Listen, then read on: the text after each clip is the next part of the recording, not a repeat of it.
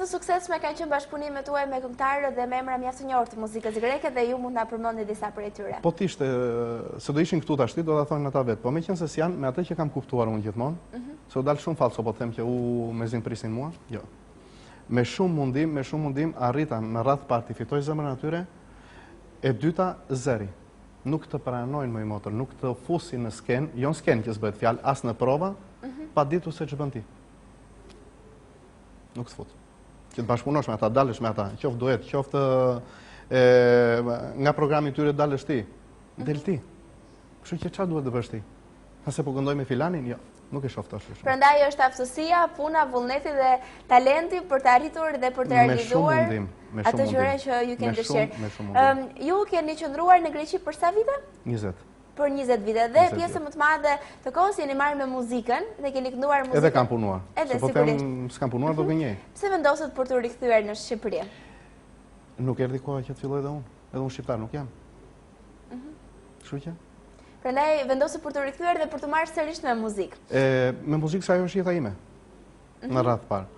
Është pasioni dhe profesioni të ndërtuara. Nuk e diskutoj. Pastaj kush e di çka ka thënë Zoti, se ç'dalin gjëra të tjera, ne këtë pastaj jo nuk do i them, po që janë oferta të mira, çdo gjë që mund të jetë. Ju keni realizuar së fundmi edhe një album? Ka një javë pothuajse, po. Një javë pothuajse, albumin ne kemi këtu, Vaj me det o ditë të zinj. Pse ky titull? Vaj me det o ditë të zinj e vendosi Jorgo Papigji me Sokol Marsin, dhe i falenderoj të dyve, nuk e diskutoj, sidomos Sokol Marsit.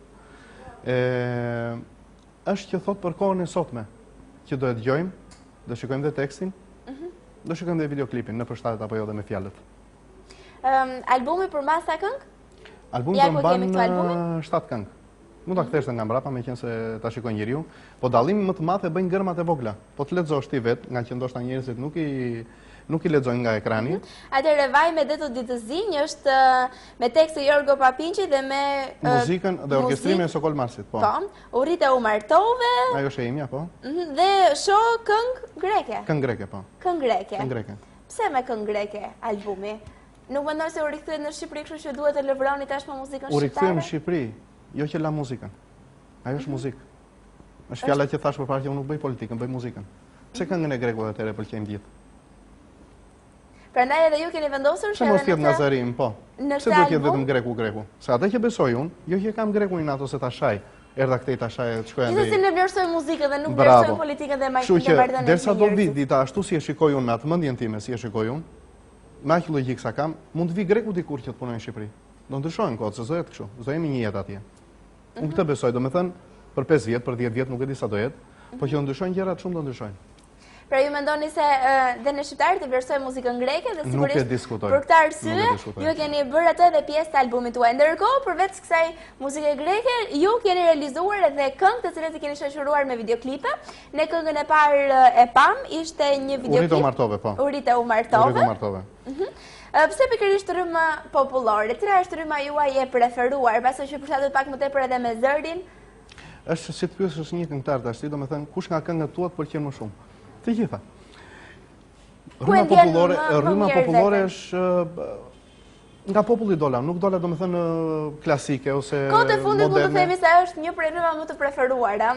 Ka qenë dikur, por në fakt me ndryshimin e viteve, sidomos pas viteve 90, duket se ne kishim një prirje më tepër për të dëgjuar muzikën e huaj dhe pranuam dhe rryma të tjera muzikore. Tashmë jemi rikthyer edhe një herë në identitet dhe kjo lloj rryme është e përshtatshme dhe mjaft e pëlqyer edhe nga të gjitha moshat. Edhe quaj shumë serioze dhe shumë gjë të bukur që kanë bërë, pse se kënga e huaj, qoftë anglisht, qoftë çfarë të gjuhë që mund të jetë, qoftë turqisht, që është mënyra e popullit, domethënë, është shumë mirë që i pëlqejnë, po pse mos jetë ajo jona, siç e ka dhe greku dhe çdo shtet, ato të vetat i ka të vetat dhe i mbron. Pse duhet harrojmë këngët e vjetra? Pse duhet harrojmë këngët e vjetra? Irini Qiriaku mund të harrohet. Nazif Çelo mund të harrohet. Paro mund të harrohet. Shumë këngëtar tjerë që mos e ngeli hatrin e njeriu. Si mund t'i harrojmë këta këngëtar? Gzim Nika, që është nga Malësia, edhe shumë shoku mirë. Pse duhet harrojmë këto gjëra? Ata kanë sjellë vlerat e vërteta të muzikës shqiptare. Ata na mësuan, një bëjmë 2, mos shkojmë ti bëjmë 3 dhe 4 dhe 5.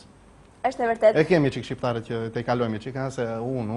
Si ato që janë vlerë do të mbeten gjithmonë, gjërat e tjera janë selektive. Do të transmetojmë në këtë moment Vaj me det o ditë të zinj. që është videoklipi radhës, që ka marrë edhe titullin albumi i parë që ju keni realizuar, e transmetoj në këtë momente për kënaqësinë tuaj dhe rikthehemi pas pak në studio.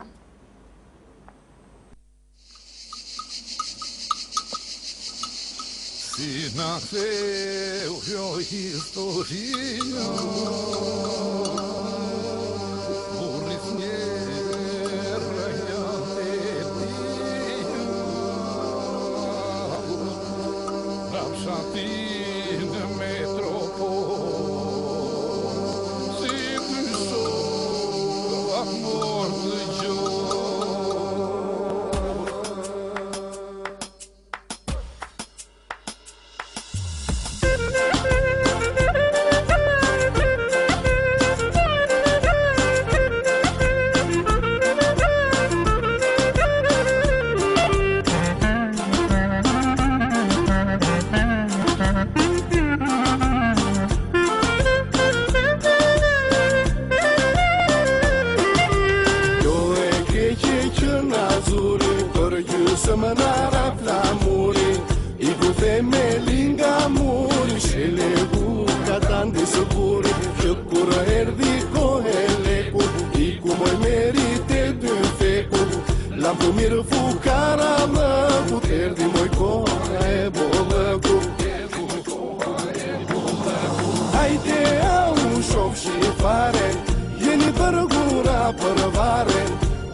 Amor, history, ai me de